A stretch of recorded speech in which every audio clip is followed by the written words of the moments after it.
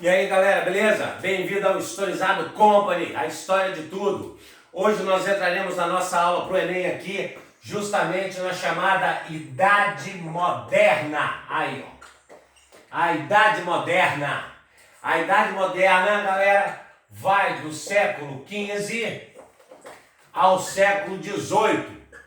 Mais precisamente de 1453, a queda do Império Romano do Oriente, ou do famoso Império Bizantino, que nós vimos lá na playlist de Idade Média, até 1789, quando acontece a famosa queda da Revolução Francesa.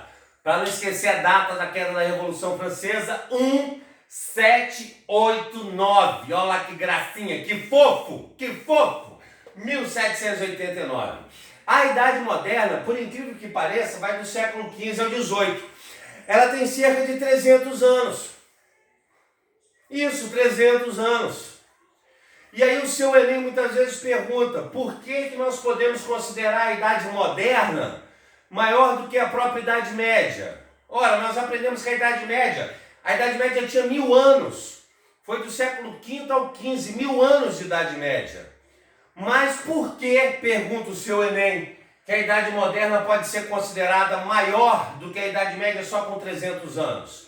Ora, não resta dúvida que cronologicamente a Idade Média, ela tem 1000 anos. Cronologicamente é muito maior do que a moderna, que só tem 300 anos. Mas você vai responder ao seu Enem que em fatos históricos, em acontecimentos históricos, a Idade Moderna é muito maior do que a Idade Média. Porque a Idade Média nós vimos, formação do feudalismo, Reino Franco, a Igreja Medieval, Cruzadas, Islã, Império Bizantino, transição feudo-capitalista, crise do século XIV. Beleza, 8 assuntos em 1000 anos. Ora, Idade Moderna, olha só os 300 anos. Renascimento cultural, Reforma Protestante, Contra-Reforma, Descobrimento da América, Mercantilismo, Grandes Navegações, Absolutismo, Formação da Monarquia Nacional Portuguesa, Inglesa, Francesa, Espanhola, Revolução Industrial, Iluminismo, olha o tanto já, passou de 13, citei quase 13 fatos históricos. Então o seu Enem pergunta, cronologicamente a Idade Média ou a Idade Moderna é maior? A Idade Média. Em fatos históricos, por que a Idade Moderna é considerada maior do que a Idade Média? Porque a Idade Moderna, em 300 anos, ocorreram muitos mais fatos históricos do que a Idade Média. Então nós entramos na playlist da Idade Moderna e eu posso começar aqui com o primeiro ponto tratando do famoso mercantilismo aí, ó. O mercantilismo, isso mesmo. O mercantilismo também é conhecido como capitalismo comercial. Muitos chamam dessa forma, porque nós temos 3 fases do capitalismo: o capitalismo comercial, o capitalismo industrial e o capitalismo industrial financeiro. E agora nós temos até o capitalismo industrial financeiro tecnológico, que a tecnologia também é contada dentro do desenvolvimento do sistema capitalista, principalmente devido à bolsa de Nasdaq, que é a bolsa do mercado eletrônico. O mercantilismo, galera, não é considerado um sistema. Ele não é um sistema. A gente considera o mercantilismo um conjunto de doutrinas. Um conjunto de doutrinas econômicas. É isso aí. O mercantilismo não é um sistema. É um conjunto de doutrinas econômicas transitório entre o feudalismo e o capitalismo. Ora, professor, por que o mercantilismo não é um sistema?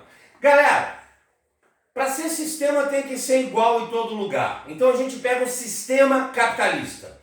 Você vai nos Estados Unidos, você tem a burguesia e o operariado. Você vem no Brasil, dono e operariado. Vai no Zimbábue, burguesia e proletariado. Vai na Rússia, burguesia e proletariado. É um sistema, onde você vai é um sistema, o capitalismo. O feudalismo era outro sistema. Você ia na Polônia, senhor feudal servo. Na Inglaterra, senhor feudal servo. Portugal, senhor feudal servo. Então é um sistema. O mercantilismo a gente não considera um sistema econômico, em si um sistema econômico transitório, um sistema político-econômico transitório. Você pode até chamar dessa forma. Por quê? Porque o mercantilismo ele é um conjunto de doutrinas econômicas transitórias entre o feudalismo e o capitalismo. Porque cada país da Europa usou mercantilismo como quis. Exemplo, Portugal usava do colonialismo. Ele explorava especiarias das colônias. A Espanha descobriu metais preciosos da América. Então a Espanha praticamente vivia de metais preciosos. A Inglaterra... A Inglaterra vivia de pirataria, os corsários. A Inglaterra vivia dos corsários do início, né, do mercantilismo. A França transformava produto, né, matéria-prima em produto manufaturado. A França comprava os tecidos, os perfumes que vinham da Índia e fazia aquelas roupas chiques, fazia aquele perfume. Então cada país usou o mercantilismo da forma que quis. Então por isso nós não consideramos o mercantilismo um sistema. Ficou claro para o seu Enem? Entendeu como o seu Enem pergunta e que resposta você dá sobre o mercantilismo? Porque agora, para entender melhor o mercantilismo, nós vamos desenvolver as bases desse mercantilismo. Então nós vamos apagar aqui o nosso micro-mini quadrinho. Nosso micro-mini quadrinho. Está aqui. Justamente para a gente poder trabalhar essas bases. As bases do mercantilismo. A primeira das bases seria justamente o metalismo. O metalismo. O metalismo era o seguinte, é o acúmulo de metais preciosos. Galera, no início da Idade Moderna, fim da Idade Média, início da Idade Moderna, o ouro, a prata e as pedras preciosas passaram a ser consideradas riquezas. A riqueza do comércio. Nesse momento aí, no metalismo, uma nação rica era uma nação com muito ouro e prata nos seus cofres ou circulando dentro da sua fronteira.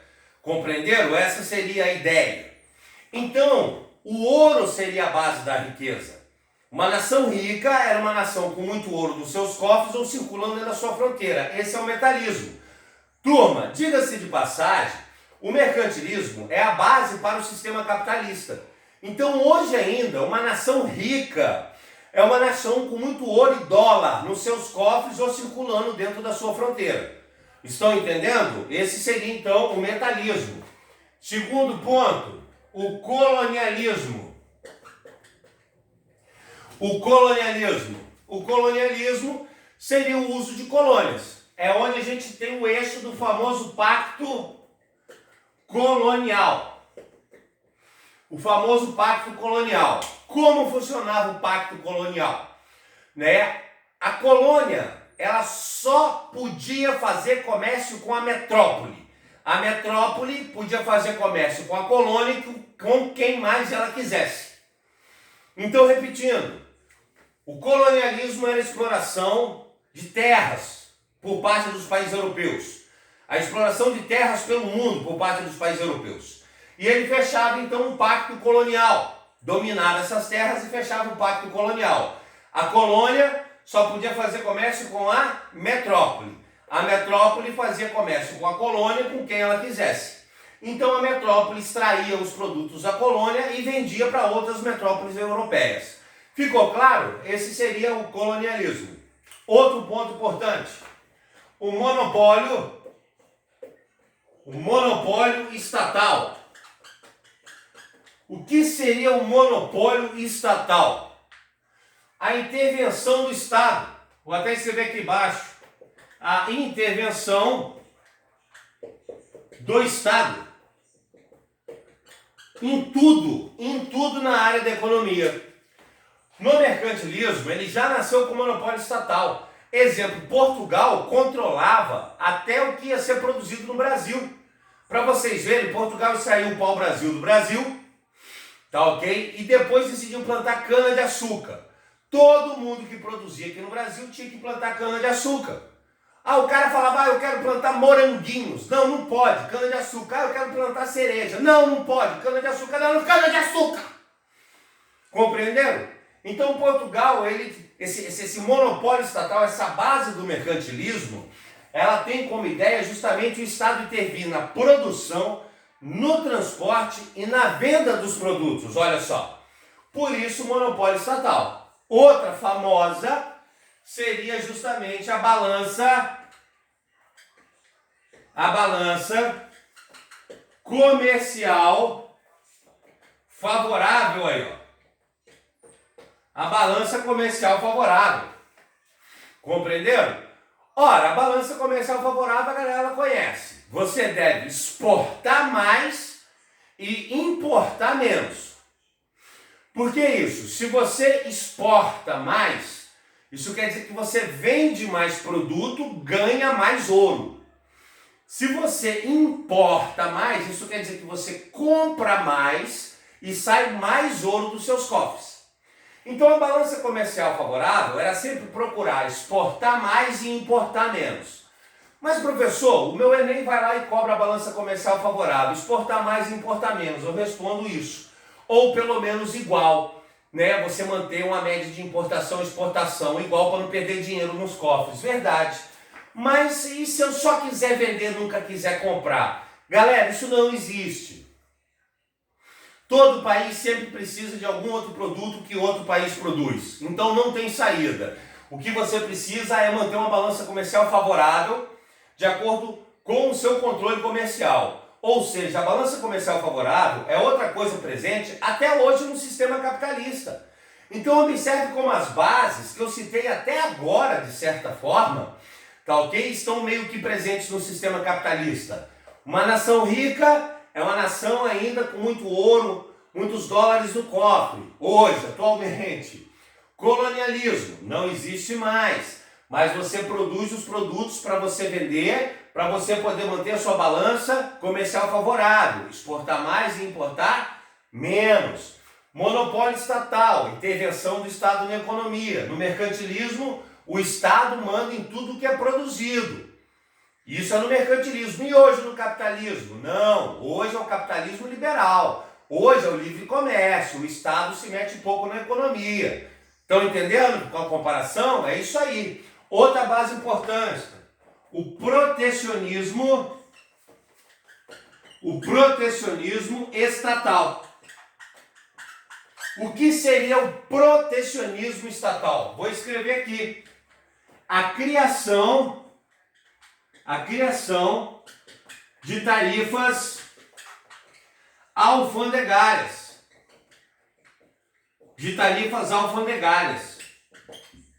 Ou seja, quando o seu Enem pergunta das bases do mercantilismo, o que seria o protecionismo estatal? Gente, o protecionismo estatal é a proteção econômica do Estado. E como isso é feito? Através da criação de tarifas alfandegárias.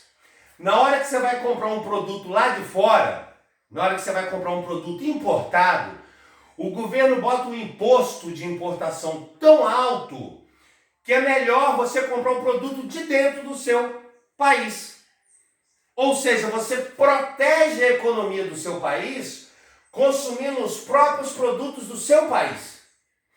Então, quando um governo quer proteger a sua economia, ele cria o chamado protecionismo estatal. Ele aumenta os impostos do produto importado, obrigando você a consumir o produto nacional, para a indústria nacional não quebrar, para o dinheiro nacional não sair para os outros países. Ficou claro como isso cai?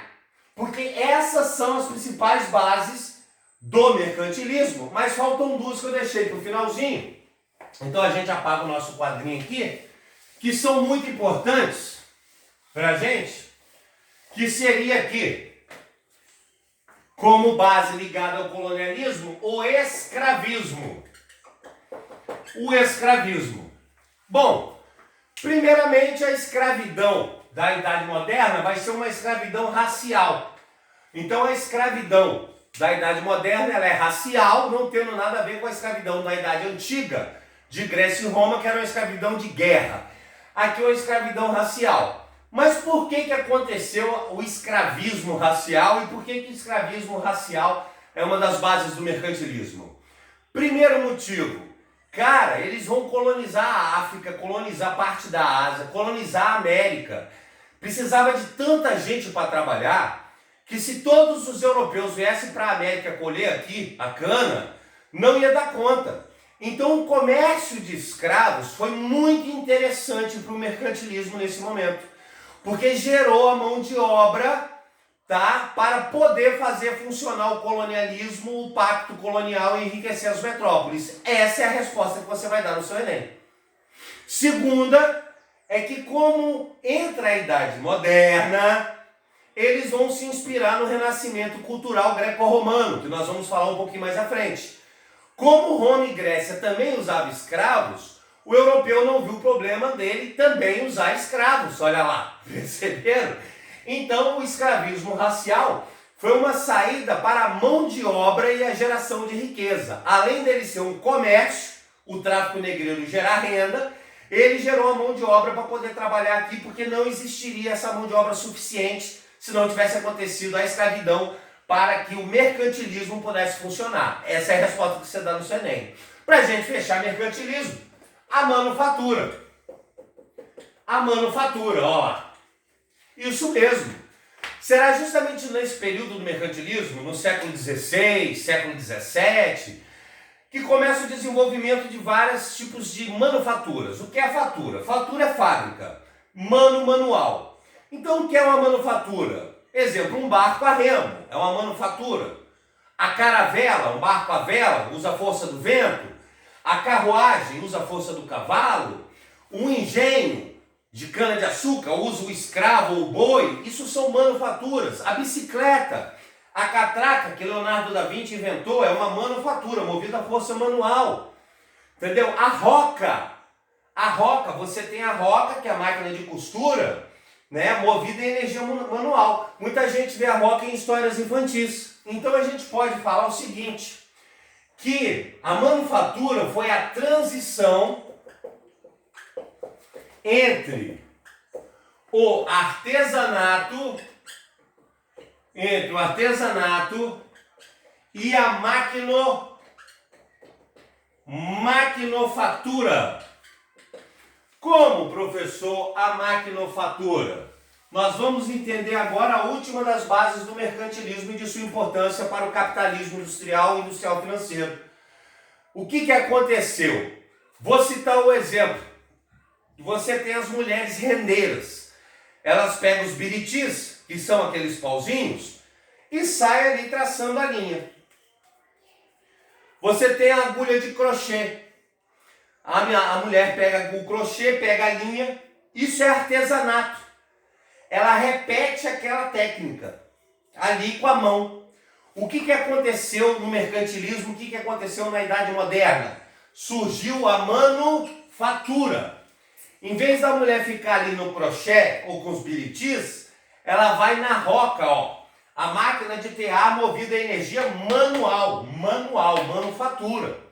Só que vai chegar o século XVIII, e por volta de 1750 na Inglaterra, vão inventar a máquina a vapor. E a partir desse momento, uma máquina vai passar a movimentar outra máquina. É a maquinofatura, é a máquina movimentando a máquina. O que antes era a roca, que a mulher ficava lá assim, você vai ter uma máquina a vapor, soprando e desenvolvendo a Revolução Industrial. Compreenderam?